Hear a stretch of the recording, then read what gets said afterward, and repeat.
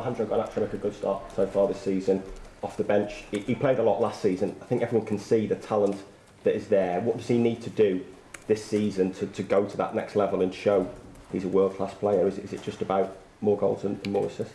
You're going very, very quickly. World-class player. That is. Then he has to go away a long way. He's high potential, 100%. He showed last season he can contribute. He can be start 11 player, but to make the jump to become a world-class player, a long way to go. So, and it starts with very hard working, and that brought him where he is now, and that will bring him to that world-class play. Because, and that is what I agree, he has the potential. Like you just mentioned there about the attitude of players, perhaps when they're not being named in the squad because you've got a bigger squad. Do you think that's going to be a challenge for some of the players? Because last season, with the amount of injuries he had, if players were fit, invariably they would have been named in the squad. But it sounds like this year you're expecting good players, high-profile players, maybe to have to sit out of the squad entirely, not even be named on the bench. It can happen because I only can name 20 players for every Premier League game. In Europe, yeah, you can name 23 players, but that are the rules from the Premier League, and as a squad we have to deal with it. Just mean that if you're a player of Man United, you kind of have to accept or don't be here, essentially.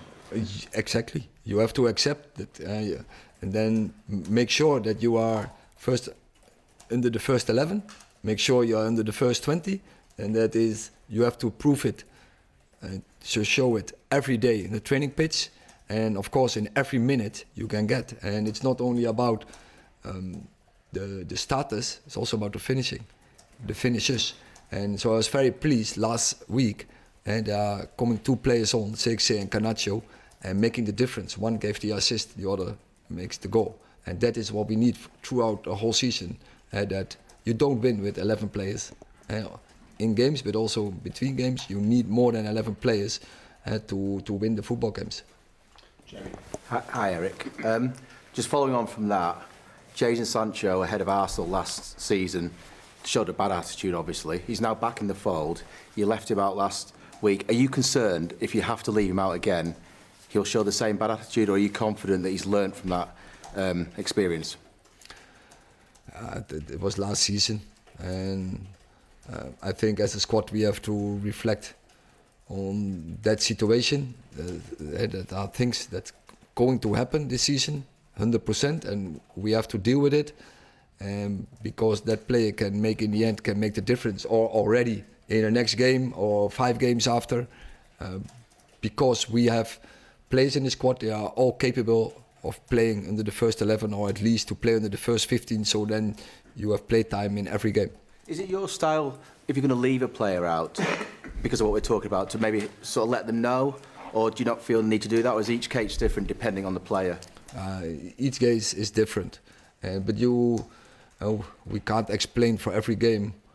But of course, when the player has questions, when he doesn't understand, I'm always open for conversations. But sometimes I will take the initiative, but I don't go to explain for every game why I made how many decisions you have to make. So many, you can't explain them all. Neil, just on Garnacho, this club has been famed for exciting wide players, wingers, the likes of Ryan Giggs. Do you think it's important for a club like this to continue that tradition of having exciting players like that? And does Alejandro fit into that billing, the likes of a Ryan Giggs?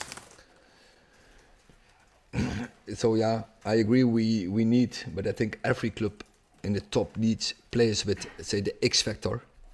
And Garnacho definitely has it in him to become a player. And we already have seen on occasions that he shows this X factor. But also others in our squad already have shown it.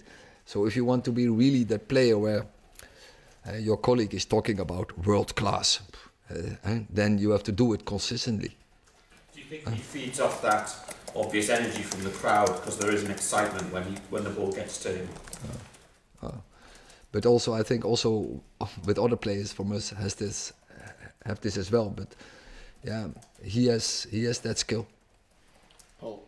Erik, just a question on Kobbie Mainoo. He slotted back into the team quite easily last week. Didn't have a full pre-season with you. How much confidence do you think he took from his role with England in the summer? And do you see him as more of an attacking midfielder than a kind of a holding midfielder? So there are more players with us who didn't have a pre-season. And I said to you last week, yeah, we are still in pre-season. But still, we have to win our matches. And that is what we did last week. So I'm happy with this and no injuries. So that's the same for coming game against Brighton. And then the second answer to the question, I think, yeah, he collected such good experiences, and those experiences will help him to make him a better player, 100%. And where do I see him? So for me, a midfielder, the perfect midfielder is one who is very good in attacking, very good in defending, and he is a player. He can do that, and he can play as an attacking midfielder. He can also play as a holding midfielder. And we have to see from situation to situation to occasion who is available. Also look to opponents where we can hurt the opponent, or we have to take some strength from an opponent out where we use the players. So particular to Kobbie, that was your question. So yeah, we can use him as an attacking midfielder, we can use him as a holding midfielder. And so in approach to a game, what is needed. I know you call it's still pre-season. Is that the same for other clubs in the Premier League as well? And do you think, with that in mind, what you've seen over the first week and the progress, that there is a real chance to stay at the top for Manchester United? I think also for other clubs, all the clubs who have many international players, so playing for the nations, they are all in the same boat. But there are clubs also who has less internationals. They would have had a longer pre-season together as a team, so as a squad.